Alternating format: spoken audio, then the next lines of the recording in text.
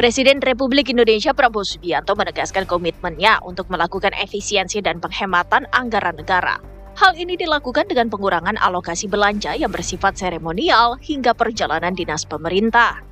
Prabowo menyebut langkah ini bisa menghemat anggaran hingga 20 triliun rupiah yang akan dialokasikan untuk program yang lebih menyasar pada kesejahteraan rakyat dan pendidikan. Menurut Prabowo, kriteria anggaran yang harus dilaksanakan adalah bisa menciptakan lapangan kerja hingga meningkatkan produktivitas. Berapa devisa yang dihasilkan? Berapa devisa yang dihemat? Kemudian, kriteria selanjutnya adalah harus mengarah kepada swasembada pangan dan swasembada energi. Karena saya terus-menerus monitor, saya terus-menerus menuntut penghematan, efisiensi. Saya menuntut keberanian memotong hal-hal yang tidak esensial. Saya tegaskan bahwa kriteria anggaran yang akan kita laksanakan, kriteria pertama adalah harus bisa menciptakan lapangan kerja. Sudah saya katakan berkali-kali. Kedua, harus meningkatkan produktivitas.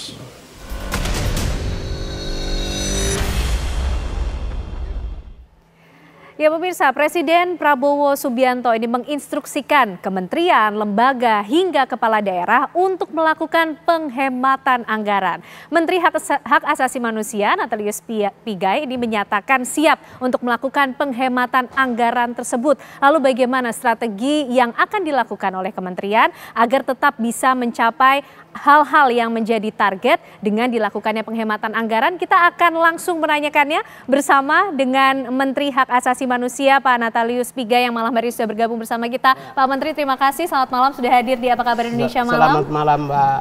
Selamat Oke, malam. baik. Dan juga hadir bersama kita peneliti senior dari Forum Indonesia Transparan atau Fitra, ada Mas Badul Hadi. Mas Badi, terima kasih malam hari ini juga sudah bergabung di Apa Kabar Indonesia Malam. Pak Menteri, ini katanya sudah sangat siap untuk melaksanakan instruksi Pak Presiden Prabowo Subianto, meskipun dengan melakukan penghematan anggaran. Kalau kita lihat beberapa waktu ke belakang ini kan Pak Menteri cukup menjadi perhatian ya, apalagi di awal kemudian menuliskan anggaran mencapai 20 triliun. Kalau saya baca bahkan sampai sekarang 37 miliar yang akhirnya disahkan. Gimana nih Pak Menteri? Jadi gini, ya harus dipahami bahwa Menteri ini adalah kami ini anggota kabinet pemerintahan yang dipimpin oleh Bapak Presiden Prabowo Subianto. Jadi kapten kami, kapten kapal kami itu adalah Prabowo Subianto. Oke. Saya tahu Prabowo adalah seorang patriotik, pemimpin, presiden, negarawan. Dia adalah seorang kapten kapal yang mengarungi samudra, penuh gelombang, dan saya meyakini Presiden tahu membawa bangsanya berlabuh di tepian samudra dengan baik. Oleh karena itulah, karena saya terlalu lama mengenal Presiden, saya sudah menyatakan bahwa saya siap apapun, karena Presiden tidak mungkin mengambil keputusan untuk membawa bangsanya dalam jurang yang salah, tidak mungkin. Saya kan yang paling kenal, saya dekat dengan Presiden dalam perjalanan perjuangan, karena itu sangat tidak mungkin saya mengatakan tidak siap. Harus menyatakan siap karena saya tahu Presiden tahu dia akan membawa bangsa ini kemana. Pak Menteri, tapi penyesuaian anggaran kalau di Menteri HAM sendiri kan cukup besar, dari awalnya angka 20 triliun, kemudian sampai angka 37 miliar. Padahal pasti di kementerian juga ada program-program yang terus harus dikejar targetnya. Begini, inilah perbedaannya Menteri yang berasal dari partai politik dan profesional. Saya kan pegawai negeri dari staf honorer sampai dengan staf khusus, kemudian di Komnas HAM, sekarang Menteri HAM. Setiap tahun itu sudah pasti akan ada penghematan, sudah pasti akan ada bintang, pasti akan ada pemotongan, akan ada refocusing, akan ada relaksasi.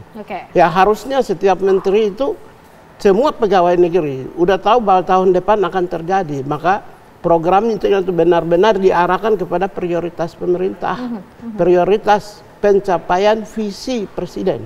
Bukan suatu beban ya artinya ya. Jadi saya dari awal uang berapapun juga ada di kantor itu saya arahkan hanya untuk bagaimana akselerasi percepatan pencapaian cita-cita presiden, yaitu makan bergizi gratis, yaitu swasembada pangan. Yang ketiga misalnya swasembada energi, hilirisasi pendidikan kesehatan, dan menciptakan aura peradaban HAM yang intangible aset yang kita miliki, yaitu demokrasi, nuansa lalu lintas kebebasan ekspresi terjaga. Penyampaian pendapat, pikiran, dan perasaan. Nyatanya juga 90 hari tidak ada satupun pejabat memenjarakan seorang rakyat.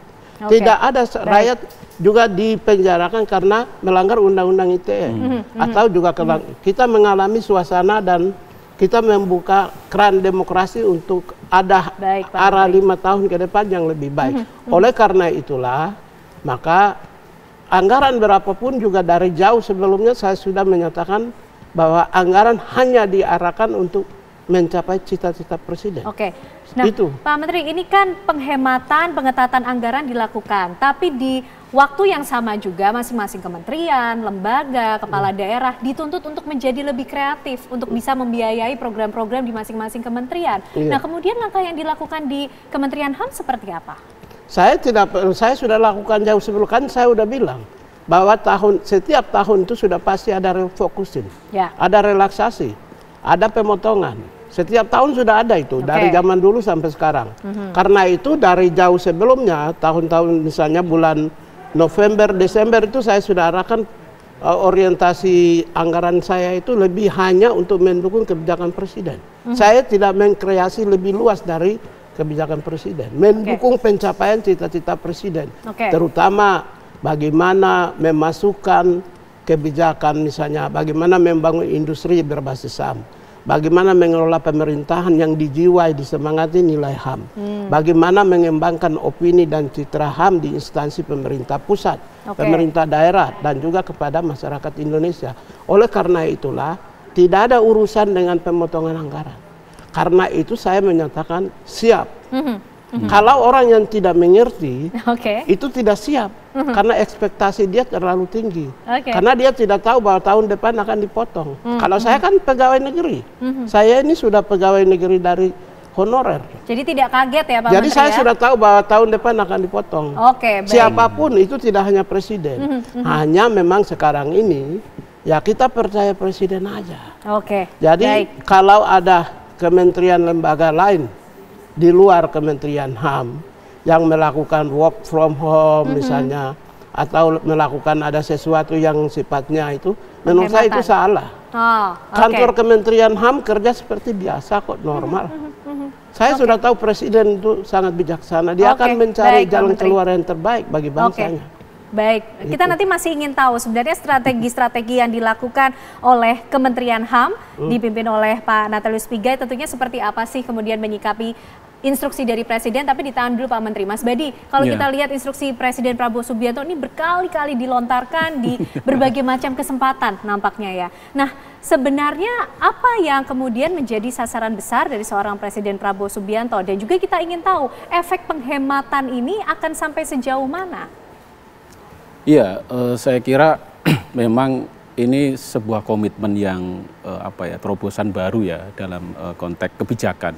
Karena kita selama ini kan misalnya kami dari Fitra selalu mendorong agar pemerintah itu efisien anggaran, gitu kan. Tetapi dalam konteksnya pemerintah juga selalu menyampaikan bahwa bagaimana mau efisiensi, uang anggaran kita aja kurang kok kan, ya gitu kan. Kira-kira kan asumsinya kayak gitu. Nah, tetapi kemudian di awal periode Pak Prabowo tiba-tiba mengeluarkan satu instruksi untuk melakukan efisiensi, dan targetnya tidak main-main kan, kayak gitu kan, 306 triliun anggaran yang akan diefisienkan. Nah, ini saya kira hal yang catatan pentingnya adalah di situ bahwa sebenarnya efisiensi ini dari kemarin-kemarin harusnya sudah dilakukan kan kayak gitu, sehingga situasi keuangan negara itu betul-betul bisa sehat kan kayak gitu. Itu yang pertama. Yang kedua, saya kira memang pemerintah kan punya target-target prioritas-prioritas pembangunan. Tadi disampaikan Pak Menteri juga bahwa ada prioritas-prioritas program yang sudah didesain oleh pemerintah, termasuk makan bergizi gratis, terus hilirisasi energi, terus kemudian ada swasembada pangan dan yang lain-lain. Itu kan memang membutuhkan kos yang sangat tinggi, biaya yang sangat tinggi. Nah, bagaimana mendapatkan hal itu? Sementara di satu sisi investasi ini kan masih belum kelihatan nampak nih ya yang akan masuk ke Indonesia, karena masih kondisi global juga masih sangat luar biasa kan kayak gitu. Akan banyak dampak yang ketika kita berharap investasi masuk sementara situasi global masih kayak gini akan sangat sulit. Nah, hal yang paling sederhana bisa dilakukan oleh pemerintah adalah dengan efisiensi itu untuk membiayai program-program itu. Nah, proporsi memang pertanyaan publik kemudian adalah kalau sudah diefisienkan mau digunakan untuk apa kan kayak gitu kan. Taruhlah misalnya yang hari ini ramai kan anggaran akan digunakan untuk pembiayaan makan bergizi gratis, paling tidak membutuhkan anggaran tambahan 100 triliun kan kayak gitu.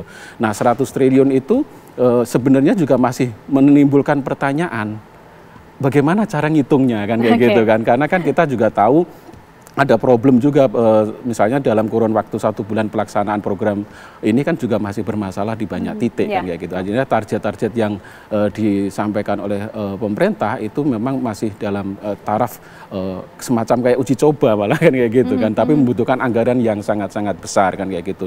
Nah, itu saya kira realisasi itu tadi disinggung oleh Pak Menteri juga begitu. Mas, tapi gini loh, kalau dilakukan penghematan pasti ada sektor yang juga ikut terdampak kan Mas, termasuk 16 pos belanja APBN ini kan juga menjadi suatu prioritas untuk dilakukan penghematan. Nah, nanti efeknya kan seperti apa? Termasuk kementerian-kementerian lembaga ini kan juga punya bidangnya masing-masing untuk tetap bekerja dengan rencana atau program yang dimiliki. Tapi dijawab nanti ya, Mas Bedi termasuk juga Pak Menteri. Kita nanti akan lanjutkan diskusinya usai jeda pemirsa, kami kembali untuk Anda.